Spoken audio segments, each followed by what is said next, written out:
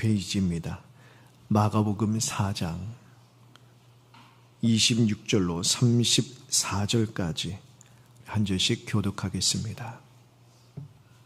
마가복음 4장 26절에서 34절까지입니다.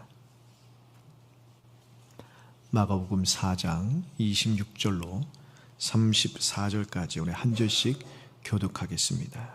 또 이르시되 하나님의 나라는 사람이 씨를 땅에 뿌림과 같으니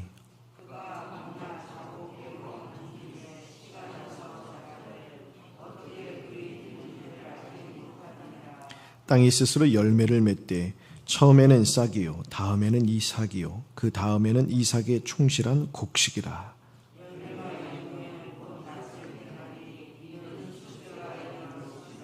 또 이르시되 우리가 하나님 나라를 어떻게 비교하며 또 무슨 비유로 나타낼까?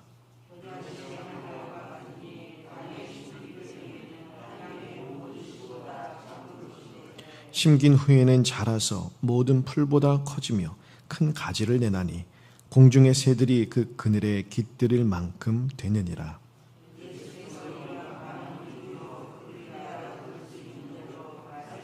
함께 읽겠습니다. 비유가 아니면 말씀하지 아니하시고 다만 혼자 계실 때에 그 제자들에게 모든 것을 해석하시더라. 아멘. 이번 주 목요일, 금요일 영어 캠프가 있습니다. 그래서 저희 본당에 캠프를 위해서 좀 의자를 이렇게 조정해 놨는데요. 오늘 끝나고 내일 좀 의자를 더 깔아놓도록 하겠습니다. 좀 한 주간 좀 불편하시더라도 좀 양해해 주시기를 부탁드리겠습니다.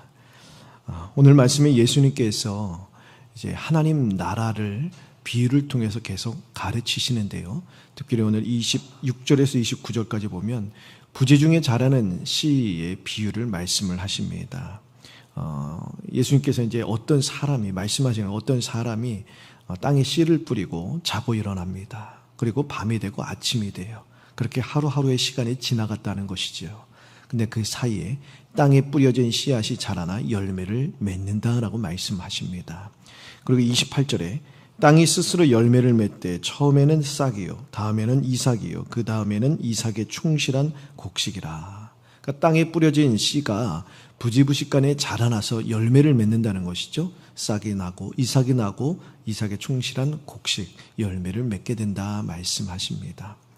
하나님 나라를 이 비유로 말씀하시잖아요. 그러니까 예수님께서 이 땅에 오심으로 임한 하나님 나라, 더 정확하게 말씀드리면 우리 가운데 임한 하나님 나라가 어떻게 보이지 않아요. 땅에 뿌려진 씨앗처럼 이것이 보이지 않고요. 때로는 자라나는가 보이지도 않을 수도 있다는 것입니다. 하지만 우리가 알아차리지 못하는 그 시간 사이에 자라난다는 거예요. 우리의 힘으로 자라날 수 있도록 만들 수 있는 것도 아니에요. 하나님의 주권하에 많이 자라난다는 것입니다. 어제 말씀드린 내용과 연결을 한다면 헤아리는 자는 그 헤아림으로 말미암아 헤아림을 받을 것이다. 하나님 말씀에 귀 기울이는 자는 그 말씀을 들을 것이다. 하나님의 은혜를 사모하는 자는 은혜를 받을 것이다. 하나님의 나라를 문을 두드리는 자는 열릴 것이다. 하나님 나라에 들어가기를 원하여 그 길을 찾는 자는 길을 찾을 것이다 말씀해 주셨잖아요.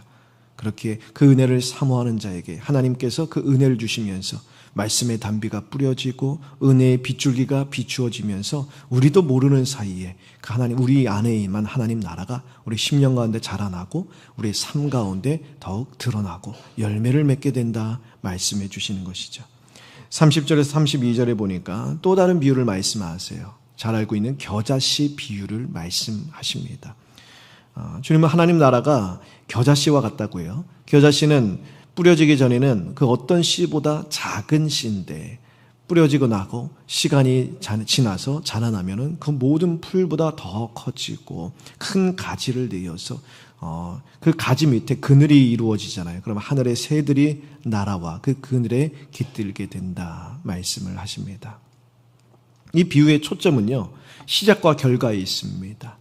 뿌려질 때는요 아주 미미해요. 작아요. 사람들이 눈여겨보지 않습니다. 하찮아 보일 수 있다는 거예요. 하지만 나중에는요 큰 열매를 맺게 된다는 것이죠. 시작과 결과에 초점이 있는 것입니다. 이스라엘이 기대한 하나님 나라는요 큰 제국이었어요.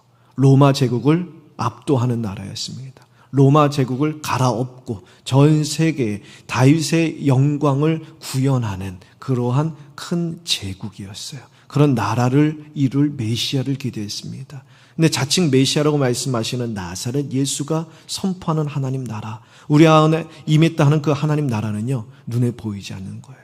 기대와 다른 거예요. 그래서 예수님 말씀하시는 것이죠. 하나님 나라를 작은 겨자씨에 비교하시면서, 그것이 비록 지금은 우리가 흔히 일상에 뿌리는, 이스라엘 백성들은 겨자씨 너무 잘 알고 있잖아요. 매일 마주하고 매일 자기들이 뿌리는 시기 때문에 그 겨자씨처럼 눈여겨 보이지 않고, 사람들이 눈여겨보지 않고 우리가 보기에도 위대해 보이지 않을지라도 시간이 지나면 그것이 큰 가지를 내고 또 크게 자라나듯, 우리 이 세상 가운데 하나님 나라, 예수님께서 이 땅에 오심으로 임한 하나님 나라가 우뚝 서게 될 것이다 말씀하십니다. 자, 오늘 글에 보니까 이 겨자씨가 자라난 생기는 나무는요, 그렇게 큰 나무는 아니라고 합니다. 실제적으로 그렇게 큰 나무가 아닌데, 예수님께서 비유 가운데 어떤 풀보다 크게 자라나 나무 이 가지가 그냥 쭉쭉 뻗어나서 하늘의 새들이 다가와서 그 그늘에 깃들게 된다 말씀하신 것은 구약에 나오는 나무를 염두에 두고 말씀하신다라고 설명하더라고요. 구약에서 나무는요, 큰 제국을 상징합니다. 그러니까 이 비유는요, 실제적으로 그 겨자씨가 그렇게 그만큼 자라납니까? 여기에 초점이 있는 것이 아니라 성경에서 이야기한, 왜냐하면 지금 이제 이 유대인들은 다 구약의 말씀을 다 듣고 구약의 말씀을 알고 구약에서 얘기하는 메시아, 구약에서 얘기하는 그 메시아가 와서 이룰 그 나무, 큰 제국을 다 상상하고 또한 기대하고 있잖아요. 그것이 바로 예수님이 그 메시아요, 예수님이 그 나라, 그 하나님 나라를 이루셨고 앞으로도 이루어질 것이다 말씀해 주시는 것이죠.